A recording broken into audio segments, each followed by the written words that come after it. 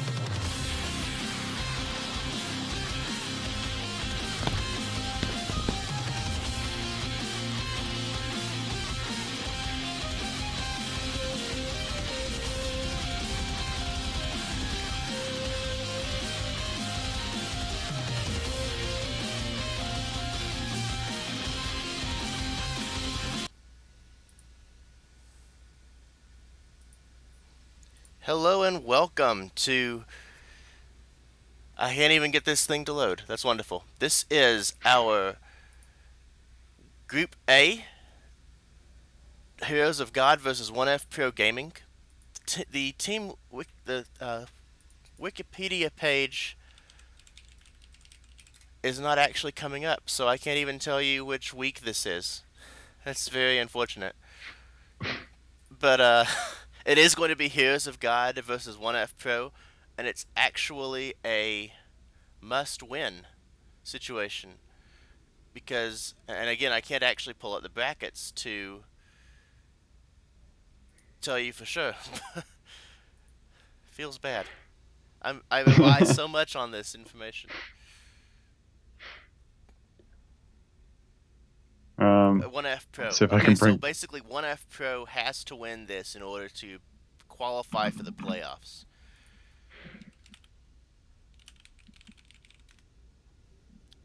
Do apologize for all of the technical difficulties. Apparently,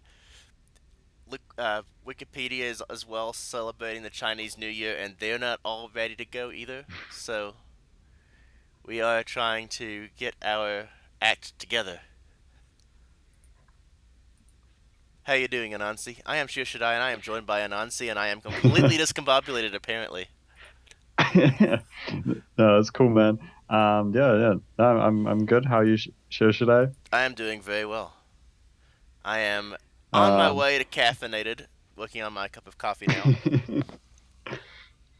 uh, Coffee, of course, is the lifeblood of any caster. Yes, it's the lifeblood of caffeine in general is the lifeblood of esports, but in my case, coffee is my poison of choice.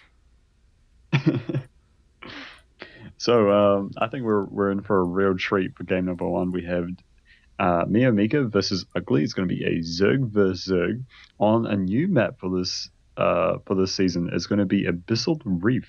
Yes, I am. I'm actually not entirely sure how I feel about some of these maps. The season hasn't really been out long enough for me to play enough games to have a solid, I guess, opinion. So we're sort of just getting a feel as we go. I kind of feel like it's a really good map balance wise. It's kind of difficult to attack into in the mid game, but it seems to be a pretty solid late game map as well. So if you Yeah, definitely. can, It definitely favors some kind of turtle play. All the bases are really close together. They're easy to take one after another, and it's very easy to defend all of them. all right, our All right, players are ready to players go. are ready, As you said, this is game one, Abyssal Reef. We're going to be getting into but it right now. I don't think Miyamika is going to allow this to go into some kind of later mid game. Miyamika Nah, loves throwing some kind of spicy, weird cheeses out there, and me and Mike I is think a it's going to very be. aggressive player, and it's he actually has some really fun builds in ZVZ. I actually model my Oh, ZVZ after him. As a result, it's my highest win rate, so it's pretty yeah, no, good. he's got some really spicy builds. A lot of just weird shenanigans. He's got something new every single game. You can bet for sure he's got a build specifically for this map against this opponent. All right, I have been informed that your mic is louder than mine, so I'm going to adjust my mic just a little bit. I could turn mine down if need be. I modified a couple settings, so that should be sufficient, actually. But anyway, let's go ahead and get our players introduced. Spawning in the upper left, our Cyan Zerg, representing 1F Pro. It's me, Micah.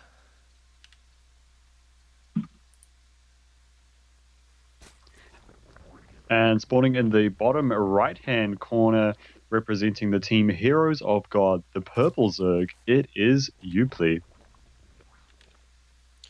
Oh God, did I say that right? I'm actually not sure. I've been saying Upley, Fly? but Eupley Uppy? actually could be accurate. I honestly don't know. All right. All I right feel away, we are bad for not seeing. knowing all of a sudden, so We'll stick to Eupley then for now, and until chat rages at us, there we'll you go. change. But already we got some spicy builds of it. Both players going for a gas pull opening here, very aggressive. Well, the difference is me and Micah has a more economic focused build. He's went with a 17-16 as opposed to a 13-12 or maybe a 14-14. Either way, he's going to And have I plenty of time to get lings out, but he also has a higher drone count for a little bit more of a mid game situation. Yeah, for sure. This is definitely going to favor Miyamika. So you play has invested a lot into this attack, and by the time the attack actually gets there, Miyamika will have enough to defend, as well as having, like you said, the harvester lead. And the advantage is Miyamika actually scouts it. Upply tried to be really cute in the attack path he chose, but he still ran into overlords. And while he's not going to be able to defend immediately, he is going to have enough lings pop to defend his hatchery, which is absolutely huge. Inject happens, lings and the queen will go to the low ground, try to save this hatchery, just defend it. Baneling nest already Yeah, on the way for Upply though. Roach the Warren, extra wow. DPS of the queen will definitely add a lot to this fight. The lings I pushed back Yeah, for now. I think a Roach Warren is a really good choice here. So Banelings will, Upley will have a bit of a the initiative with the Baneling Nest. He's going to be able to put a lot of pressure on. But the moment roaches start coming out, at least while the game stays in this low number army value, roaches are so efficient against Zerglings. I They think really Miyamika are. should be in a good spot, but there's definitely a good window of damage that Yuffie has here. There's 6 roaches on the way right now, and speed is already finished up for Upley. Already some banelings on the way. Already some banelings on the field. So this is the timing on this is just fantastic. Yeah. Not really any connections on that first baneling. Second one shut down immediately by roaches. First one roach in the low ground turning into a ravager. Oh, he cancels it. That was Mm. actually some really cute A micro really, to make yeah, sure a that really roach good doesn't die. technique to save your roaches. It also lowers them on the attack pathing. So Oh my goodness, the pathing is just not working out. You saw that, right? You saw him trying yep, to route around there, and he's becomes just all like, whatever. You know what's funny is they just patched this. They just supposedly patched this. Blizzard fixed a little bit of a pathing bug on this map, but I'm wondering if it's actually not as patched as they think, because that was really funny looking. How they walked around like they wanted to go that way and then changed their mind all of a sudden. yeah. And that wastes a lot of time here for Upley, but I think he's identified that he can't attack into Miyamika. And I mean, he just with that roach count, he's no way does he lose anything right now. All right, four Zerglings will go into the main base here, but I think one roach is enough to finish this. The drones come off the line to Sometimes, fight for their lives. One roach will be enough to push it back. A little bit of a slow response. Miyamika didn't pull the roach rather, quite far enough. And 2 banelings morphing in the main. But but Miyamika's Mika, paying yeah, attention. A will huge be able to defend that. counterattack. Oh yeah, and Upley is not ready for this. Just now has the roach warren, but look at the supplies right now. 32 army supply to 12. This is devastating. Oh, but there's another run by from Upley in the main base. Only one roach to fight all these lings. Roach is going to get surrounded as well as a lot of the drones are going to be focus fired. So this is more or less a base trade right now. Yeah, definitely. But one thing to note is that Mio Micah definitely has the army lead and Upley identifies this. GG feels bad slash good man, depending on who you are. But 1F Pro will take the first game in the series. Well played by Mio Micah. Hotkeys. Okay. Yeah.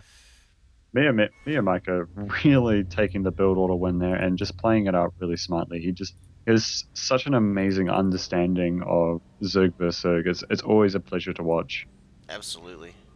I love watching him get away with things he shouldn't be able to get away with. Like, usually you get punished for going into roaches, completely skipping the Ling Bane phase, but he makes it work. And he makes it work Yeah. regularly. It was the absolute correct decision against what we saw Absolutely. out of Upley. Because Upley, he invested into that early attack, so because he had no economy behind it, he was unable to make the critical amount of Zerglings you need to overwhelm roaches. Yeah, So he had exactly. just enough roaches to defend against it. And so when he builds up that critical mass, he just walks across the map, and Upley has nothing to deal with it. So just smart, methodical play there out of our Miyamika Zerg from 1F Pro Gaming. Now, the next map will be Belshevesage, Winter versus Parkson. Alright. Belshir is one of the shorter rush distances in our map pool, and there's only a total of 10 available bases, including the ones you start with on the map, so it very much encourages shorter games. But I've seen some more macro styles go. I have yet to see all the bases taken at once. So there's definitely that. Now, As this is going to be a Zerg versus Terran, and Zergs have been having a really hard time on this map. Taking your fourth base is incredibly difficult. The Terran loves to take the third base into it on yes, the right side of the map, and they just parade push into you relentlessly. And because, as you said, the close spawns, it's really exactly. It's tough for so Zerg to difficult to deal with. defend it. And the Zerg usually prefer to keep the expansions away from their opponents, so their fourth Yes. base is actually really close to the Terran's third. So it's very difficult to defend that fourth as well as protect your main from drops. It is just a fantastic fantastically interesting situation to be in. And the one thing to note is because the attacks are happening on one side of the map, it. Oh, are we ready? We are. Oh, good. Awesome. Going to jump into game number two. Because the all the attacks will be focused on the right side of the map, it just leaves the whole left side of the map to counter attacks. And I think we'll see a lot of drop play and a lot of circling run bys on that side of the map. So definitely opens up a lot of really interesting play. One thing to note though is Winter is a very well. Both of these players are solid. Winter is I would say Winter. I think I would maybe favor Winter as far as player strength. Don't hate me, anyone. Just because I No, have I'm not with casted you on that. Parkson as many times as I've cast Winter, so it's harder for me to tell exactly what we have to look forward to. But anyway, spawning in the upper left, our red Zerg, representing 1F Pro, it is Winter. And his opponent spawning in the bottom right hand corner of the map, the blue Terran, it is Parkson from Heroes of God. They have the best clan logos, man. This is actually not the Of course. one they use as their official logo, but it's still really nice. Now I love this drone scout here by Winter. It's what this is saying. What Winter is saying with this drone scout is, I can beat you in the mid game. I can beat you in the late game. As long as I don't lose to some kind of proxy Rex, I'm confident to take this into a longer game. And by seeing no proxies that this is going to be like a standard mecha game, I think Winter's going to be very comfortable. He's more than happy to take the economy hit to make sure that he's safe. Definitely, and you see the path of his first overlord is going to scout the other side of the map instead of going straight to Parkson's main. He's Yeah, going to really make smart. sure he's just being super safe right now, and I absolutely respect that. What that may mean is Winter anticipates more of a cheesy play, but he still elected to go for a hatch gas pool. Yeah. Now, Parkson will go for the Reaper expand here. We can always see the paths SUV. It will be dropping that command center momentarily. The Reaper expand just it's a really good safe opening here for Terran. You get a nice little scout. You get a little poke a little bit of the drones, and you can sometimes deny a third base for a little while until speed is done for Zerg. Now, with a second barracks thrown down behind this is likely to be the 2-1-1 timing. So two barracks, one factory, one starport. This is the most A very common good. opener in Terran Oh, versus Zerg, to the extent that Zerg have spent half of an expansion learning how to deny this build. yeah, and I love this little play here by Winter. Is something he does in a lot of his Zerg Terran. Is he hides the drone at his third. He waits for the Reaper to come into his base, and then he drops that third, so he can get it at a very very quick timing.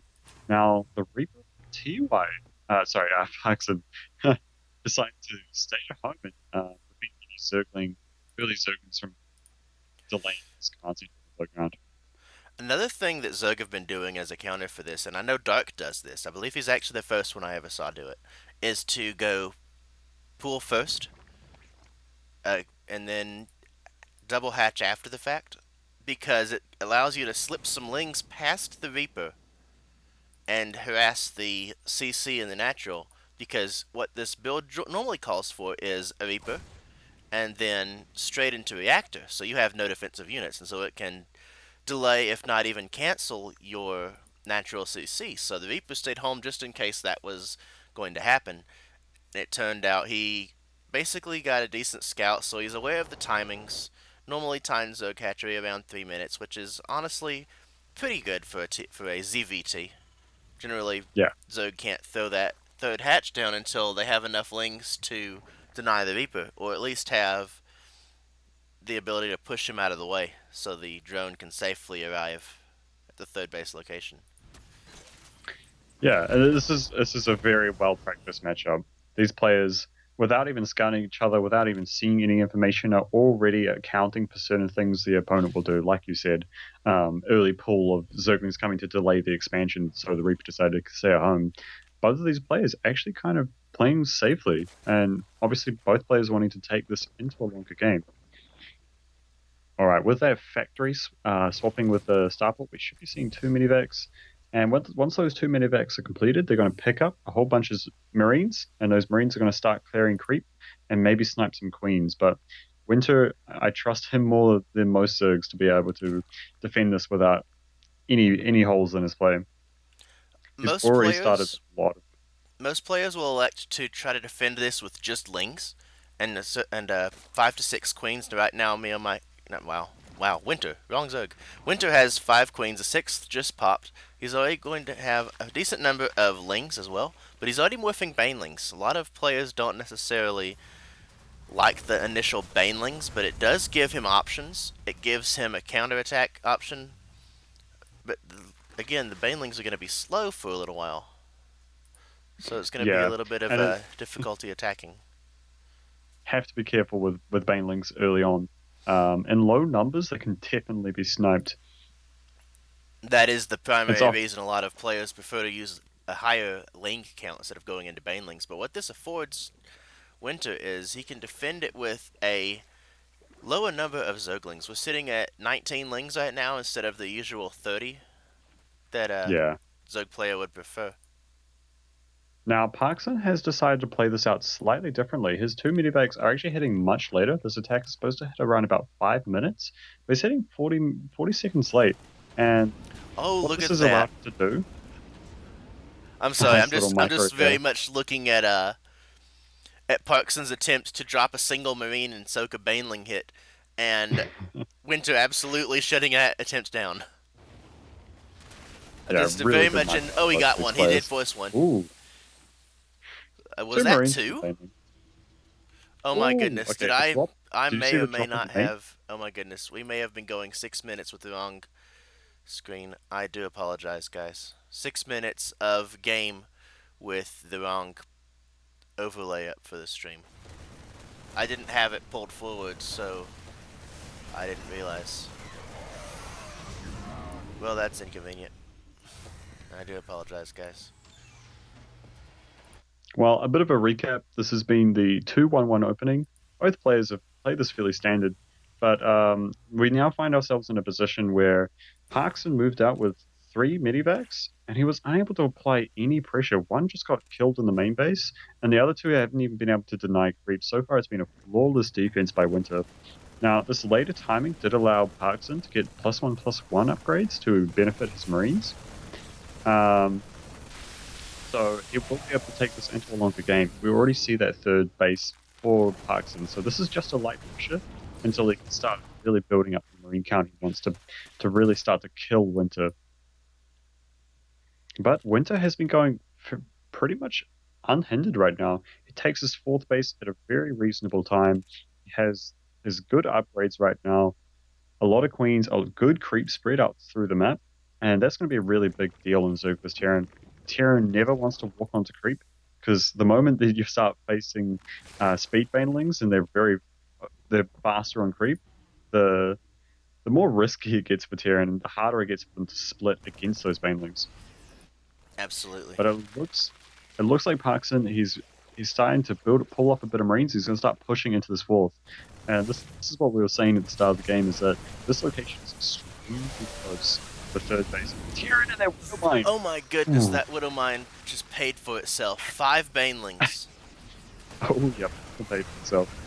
Winter looking to push And off oh, of creep, but I don't think it's something he can afford to do just yet. He does not. Okay, there's his oh Overseer. no. He does have an Overseer Now position the now. Lifting up to third save the fleet's going Marines. first. And they get absolutely shredded, but the Baneling should be able to hold on in there. Parkson very smartly picking up his Marines and not losing very much there. Ninja Baneling sliding around to connect on the SCVs. Not enough to knock it down, and all the medevacs together will instantly almost heal those SCVs up. Yes, definitely. Now, this attack out of Winter was not so much an attack to deal damage as it was to buy time for himself. He's got mutas behind this, and the mutas is really when Zergs start to feel uncomfortable. They can start sniping medivacs, and when that starts to happen, the healing and the staying power of Marines dies off.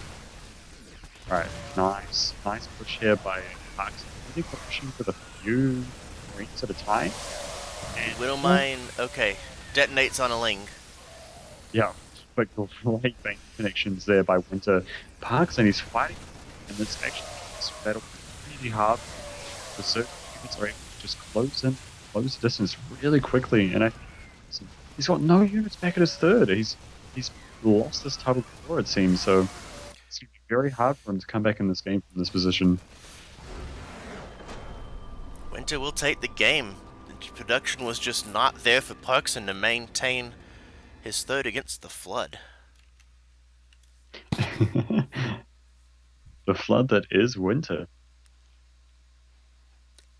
You know, I can't argue at all with his style, with getting those quicker banelings, getting his upgrades, getting the bane speed, and moving out exactly as bane speed finishes. I just really do like that because it really affords you a lot of power going in that you're just able to put some pressure on as soon as your upgrades finish. You're on this side of the map. Just very solid play, and I don't think that Parkson was quite ready for the speed banes. No, no, he wasn't.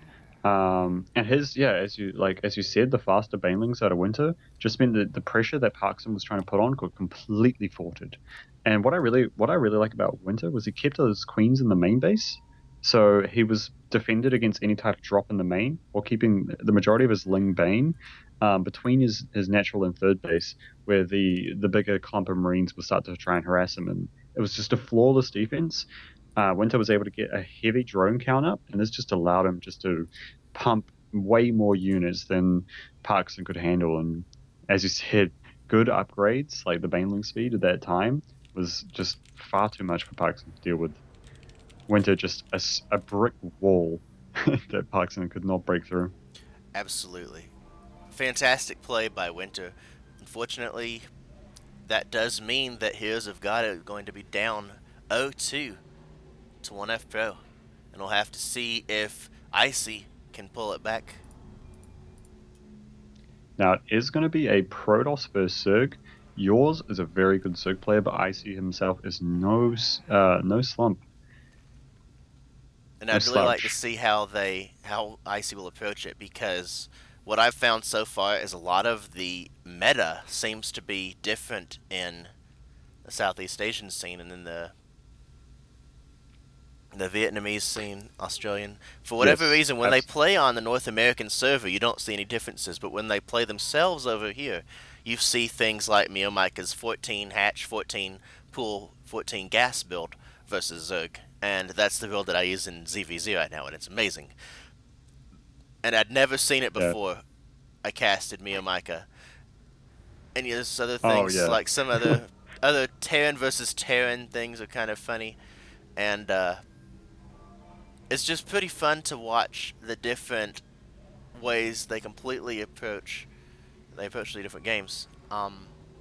Pass Parkson an invite again. He's requesting. Okay, there we go.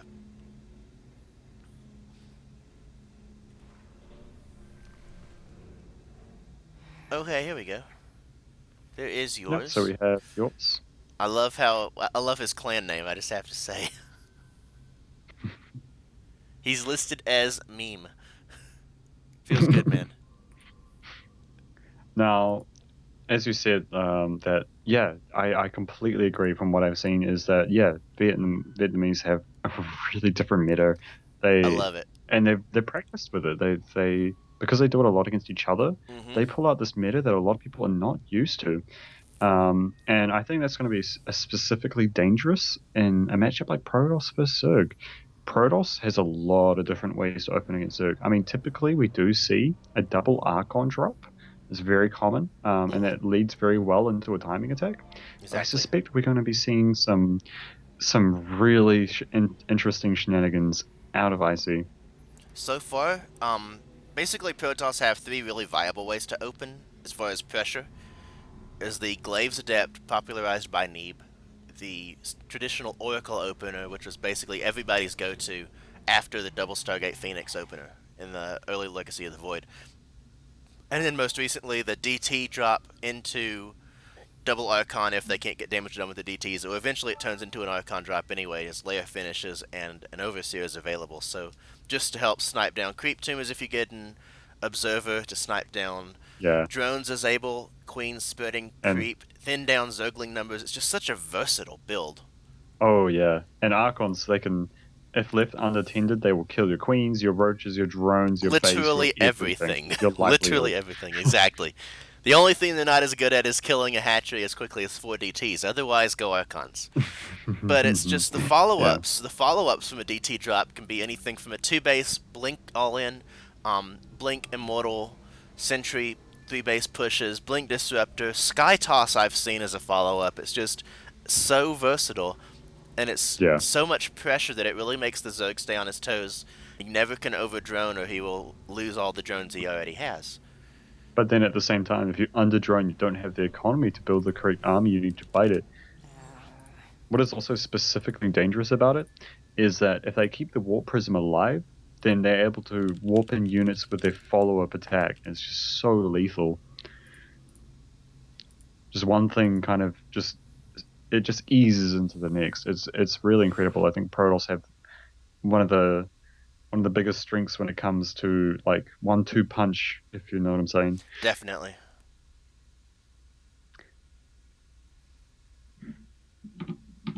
Alright, our players are ready, and we will be getting ready to go.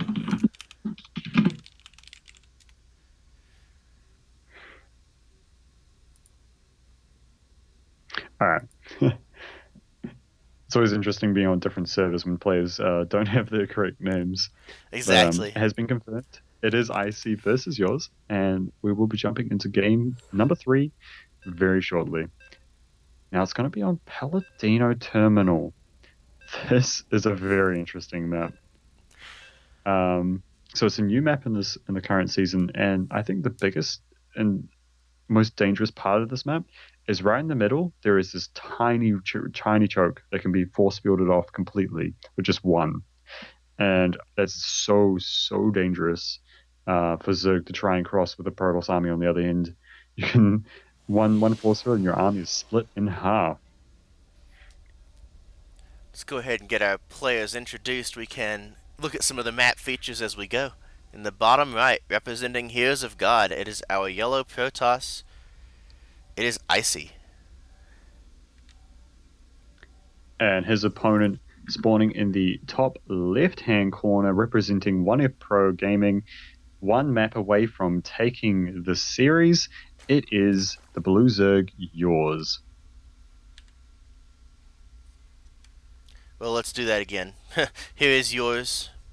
Here is icy. I do apologize again. I was a little bit late on the scene switch. At least I didn't wait until the 6 minute mark to fix that. Eh.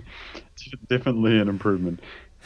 So this is the choke in specific reference. This can be blocked by a single supply depot or a pylon. And the alternative route requires you to run all the way around to the north or all the way around to the south in the same fashion to attack.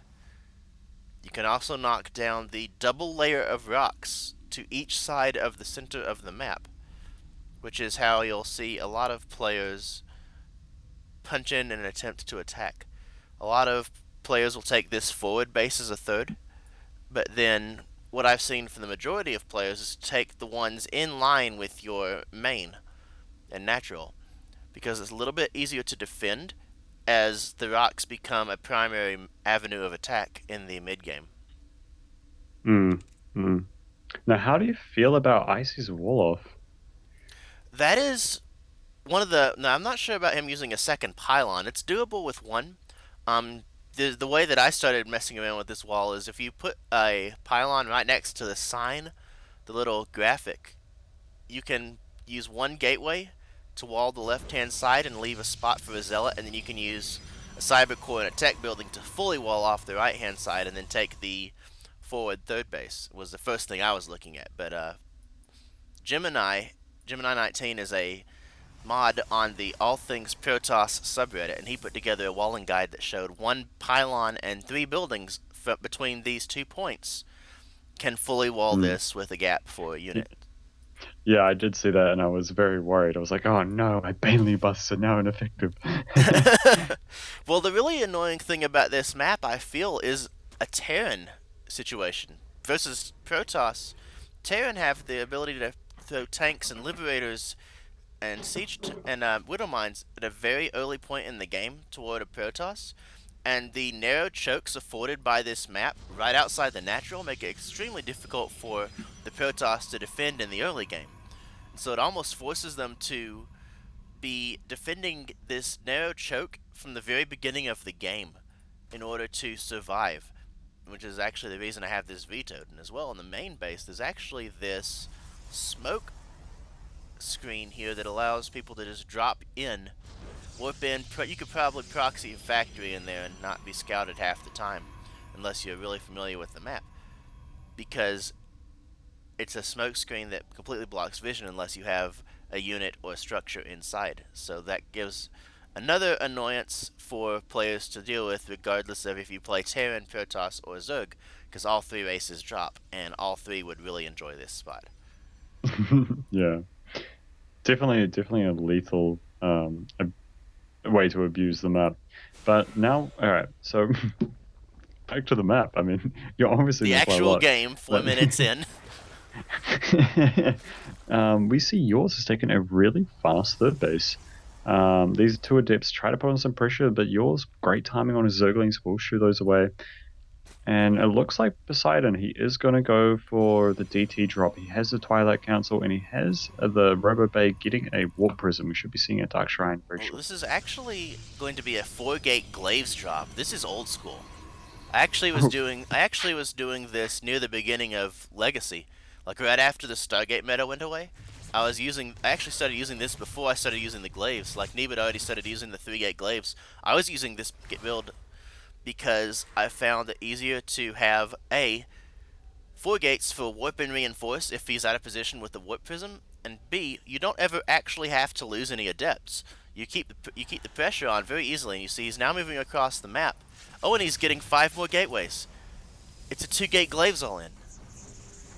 Now, yours did scout everything, except for the two additional gateways, and he's already started making roaches. This build looks really terrifying if you just drone right now, and yours has not done that. He is prepared, I think, excellently here. If you over drone, you definitely die here. And yours, he's got roaches, he's got zerglings, he's got ravengers on the way even. Which is exactly what he needs to hold this push, and you see this number of lings hanging out in the main base in that very possible choke to prevent blind Oh, warp-ins. lovely transfers But there on the the queen. the queens and the ravagers full surround with the lings. This is going to be a very solid hold. It looks like from yours. And it looks like yours. He's already started breaking down the rocks. After defending that, he's going to go straight for a counterattack. But there are two adepts into the main base. They're going to get one drone, two drone, maybe a few more before this is dealt with. Oh, a Another big weapon of whooping in the adepts in main the main, base. forcing the army home. Fortunately, it is not All a right, very looks like large rush distance for yours to get no. back to defend. So it looks like the roaches and raptors are just going to continue to push on through while the zerglings come home to try and deal with this. And a nice around with the zerglings there. The lings are I really all see he not. needs. His quantity of zerglings is sufficient to deal with the adepts with minimal losses. He's only lost, he's lost 11 drones, yes, but he's on three bases. His opponent's basically all in. He has no immortals right now for Icy. He's trying to take a third base and And transition out of this, but it's a little bit too late.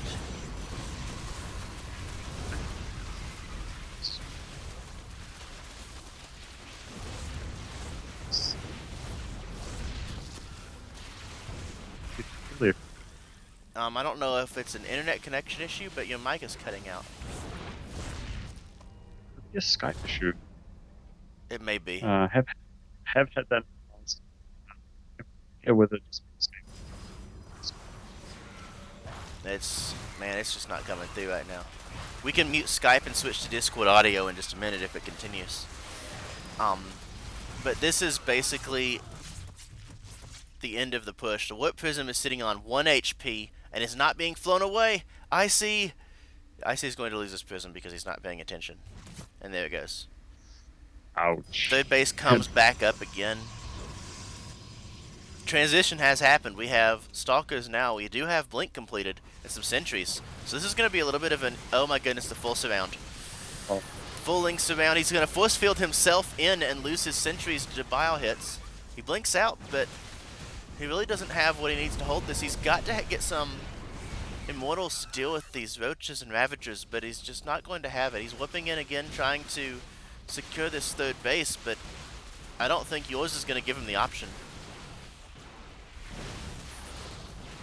More biles landing on the sentries, Lings getting full surrounds on sentries and individual stalkers.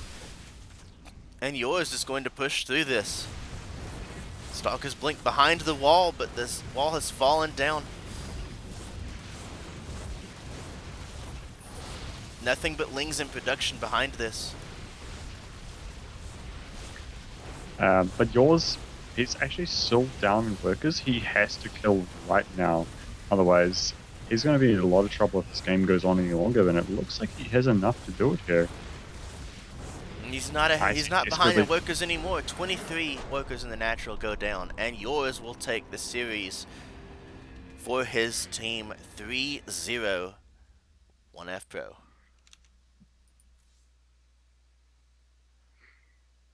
So both feels yeah, amazing for 1F Pro and feels bad, man, because we don't get a fourth game. yeah, definitely.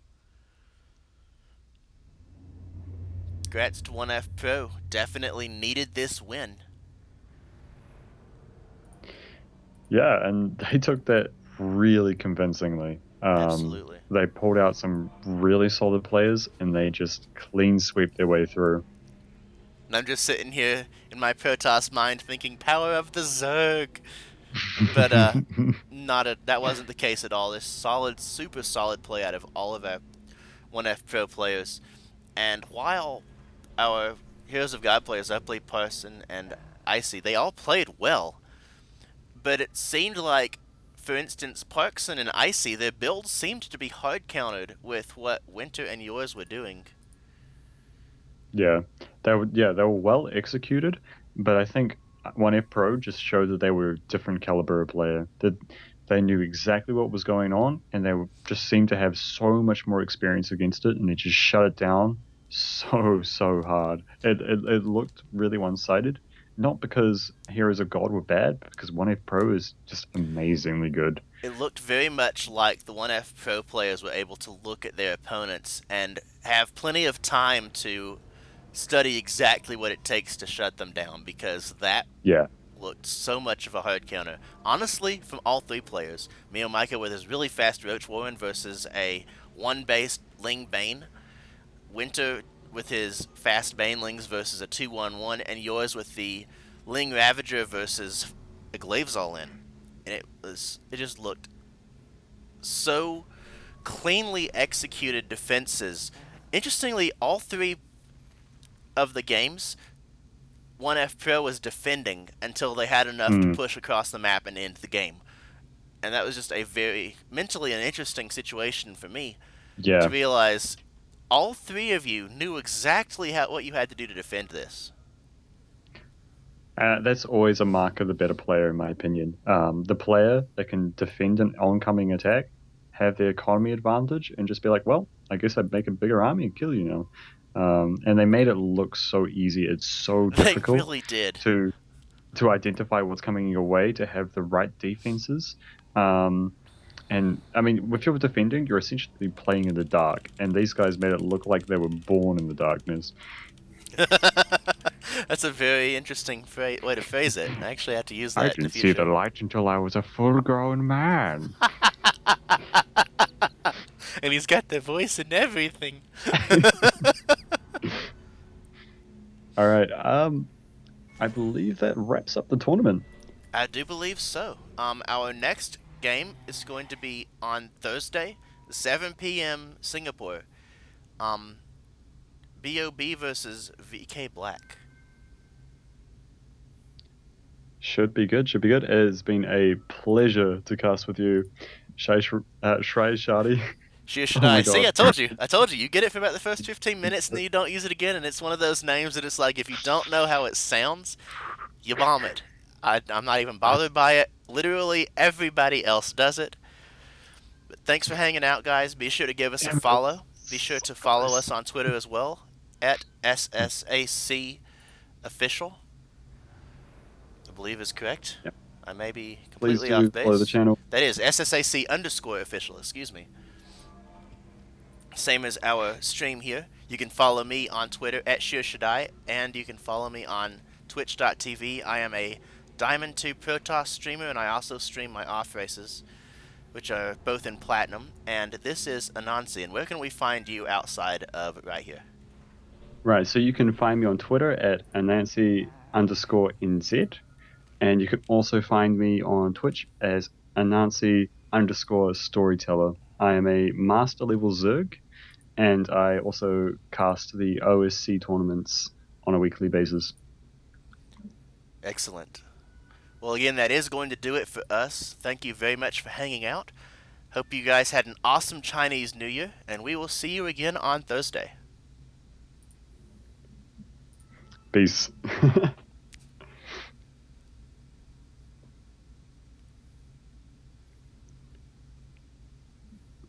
All right, does it do us?